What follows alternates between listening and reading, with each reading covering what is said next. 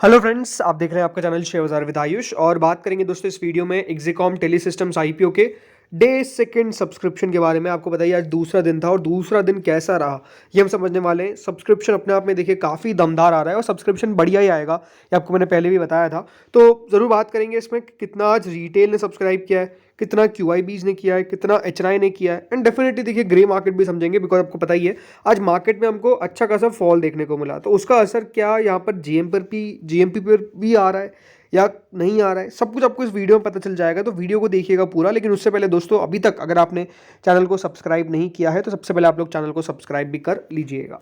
सो दोस्तों, एक्जिकॉम टेलीसिस्टम्स अब इस इशू के 2 दिन कंप्लीट हो चुके हैं। 2 दिन इस आईपीओ के कंप्लीट हो चुके हैं। अब एक बात ध्यान रखिएगा, सिर्फ एक दिन बचा हुआ है। कौन सा? कल का 29 ऑफ फेब का जो टाइम है वो बचा हुआ है अब इस इशू का, जब आप इस इशू में पैसा डाल सकते हैं। 10 रुपये की दोस्तों इसकी फेस वैल्यू है। कुल मिला के प्राइस बैंड है 135 से 142 रुपीज़ पर शेयर का। बट इस बात का ध्यान रखिएगा, कल भी आपको मैंने कहा था, अगर आप इस इशू में दोस्तों मान लीजिए आपने 135 रुपये पे लगा दिया, बिकॉज 135 भी तो प्राइस बैंड है, और मैंने 135 पे लगा दिया 100 शेयर्स के लिए, मेरे को देने पड़े 13,500। क्या मुझे 135 पे शेयर मिल जाएगा? क्योंकि 142 भी लिखा हुआ है। तो क्या ये ऑप्शन है मेरे पास कि मैं 135 पे लगा सकता हूँ? बिल्कुल नहीं। हमेशा याद रखिए, अगर आप आईपीओ में लगा रहे हैं तो हमेशा दोस्तों अपर प्राइस बैंड पर आईपीओ में लगाना है। लो प्राइस बैंड होता है बट वो सिर्फ दिखाने के लिए होता है। हमेशा दोस्तों अगर आपको शेयर मिलेंगे तो वो किस पे मिलेंगे? अपर प्राइस बैंड पर मिलेंगे। कितने शेयर्स मिलेंगे? 142 पे आपको लगाना है, 100 शेयर्स आपको यहाँ पर मिलेंगे। अगर आपने मान लीजिए 135 पे लगा दिया है तो क्या आपको मिलेगा आईपीओ? 100% आपको नहीं मिलेगा, नहीं मिलेगा। आपकी बिड ही रिजेक्ट हो जाएगी। क्यों? क्योंकि दोस्तों आपने कट ऑफ प्राइस पे नहीं लगाया।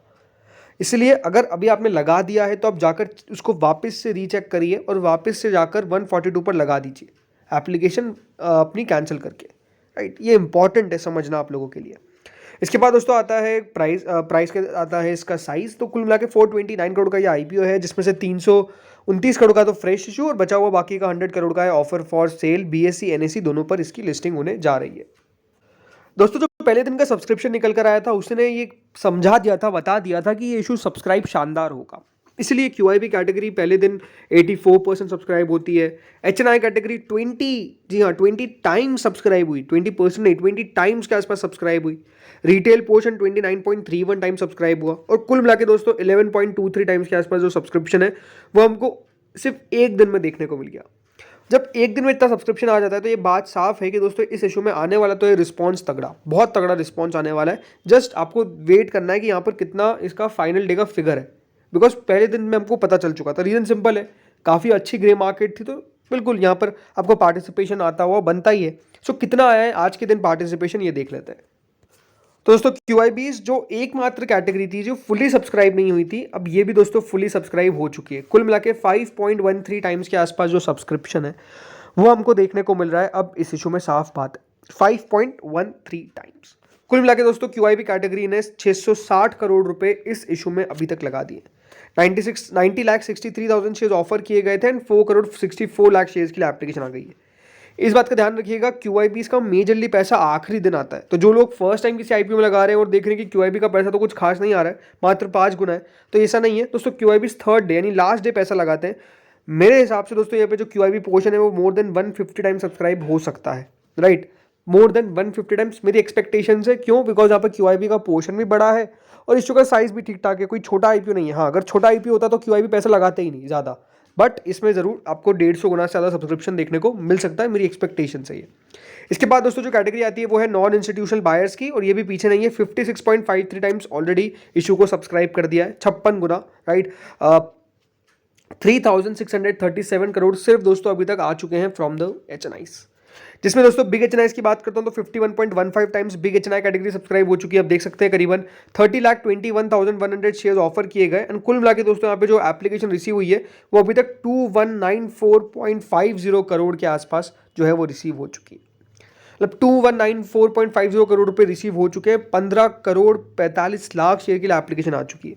वहीं अगर बात करते हैं स्मॉल एचएनआई की, तो स्मॉल एचएनआई भी कहाँ पीछे, 67.27 टाइम्स के आसपास दोस्तों स्मॉल एचएनआई कैटेगरी सब्सक्राइब हो चुकी है। 15,10,000 शेयर ऑफर किए गए थे एंड अभी तक 10 करोड़ 16 लाख शेयर के लिए एप्लीकेशन आ गई है।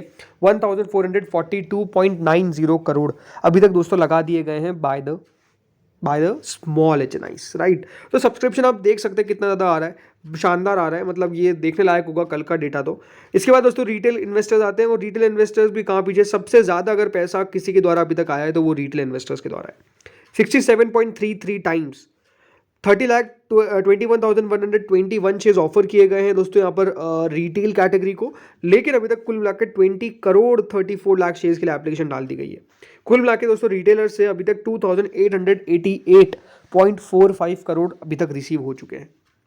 और ये रिटेल का फिगर, मेरी एक्सपेक्टेशंस ये है कि कल दोस्तों 100 से 120 गुना तक सब्सक्राइब होगा।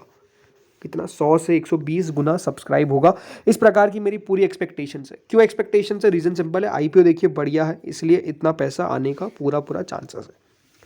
अब दोस्तों आखिरी क्वेश्चन यही है कि टोटल कितना सब्सक्राइब हुआ है। तो टोटल दोस्तों अभी तक ये इशू 30 गुना सब्सक्राइब हो चुका है, और अभी तक कंपनी को 7,185 करोड़ रुपीज़ रिसीव हो चुके हैं, और ये IPO सुपर हिट के तरफ बढ़ चुका कि अब हो गया है, ये हम कह सकते हैं, बिकॉज 2 दिनों में सब्सक्रिप्शन बता देता है। अप्लाई करना चाहिए कि नहीं करना चाहिए, और आपको अपना व्यू बता दिया है कल कि दोस्तों मैं ज़रूर अप्लाई करूंगा इस इशू के अंदर। रीज़न सिंपल है कि इस IPO में दोस्तों लिस्टिंग गेन होने के चांसेस काफ़ी बढ़िया है। एक नए टाइप की कंपनी आपको बाजार में आती हुई देखने को मिल रही है, बिकॉज आपको पता ही होगा अभी तक ऐसी कोई इलेक्ट्रिक व्हीकल चार्जिंग मैन्युफैक्चरर नहीं आई है जो एग्जैक्टली सिर्फ इसका काम कर रही है, लेकिन ये पहली कंपनी एक्सिकॉम, इसीलिए दोस्तों इसको इतना अच्छा रिस्पॉन्स देखने को मिल रहा है। अदरवाइज अगर ये इस इंडस्ट्री से नहीं होती है तो कंपनी के फंडामेंटल्स ऐसे नहीं है कि बहुत ज़्यादा धमाकेदार है, कि कंपनी बहुत शानदार कर रही है। बट द थिंग इज़ कि दोस्तों इस सेक्टर को लेकर काफ़ी ज़्यादा उत्साह है, फ्यूचर में बढ़िया करता हुआ नजर आएगा ये सेक्टर, इस प्रकार की एक्सपेक्टेशंस है। इसीलिए दोस्तों इस कंपनी को इस प्रकार के प्रीमियम प्लस इस प्रकार की लिस्टिंग अच्छी गेन की होने की एक्सपेक्टेशंस है। अब बात करता हूँ इसकी ग्रे मार्केट के ऊपर। तो मैंने शुरुआत में कहा था क्या बाजार का असर पड़ा है बाजार की गिरावट का, तो बिल्कुल बाजार की गिरावट का असर पड़ा है। कल तक दोस्तों 126.76% का प्रीमियम था, क्लोज टू 180 रुपीज़। आज वो 180 से 170 आ चुका है, यानी हमको ऑलमोस्ट गिरावट देखने को मिली है क्लोज टू 7-8% के आसपास। बट द थिंग इज़ कि यहाँ पर गिरावट बहुत ज़्यादा नहीं है, क्योंकि इसकी लिस्टिंग गेन मेरे हिसाब से बहुत अच्छी होगी। जितना ग्रे मार्केट है उससे भी ऊपर लिस्टिंग गेन हो सकता है, उसकी उम्मीद काफ़ी ज़्यादा है। ऐसा मैं क्यों कह रहा हूँ? रीज़न सिंपल है, देखिए ये इशू इतना शानदार है कि इस प्रकार की एक्सपेक्टेशंस रखिए कि बहुत अच्छी लिस्टिंग हमको देखने को मिलेगी। तो बिल्कुल इस प्रकार का भी यहाँ पर ग्रे मार्केट चल रहा है।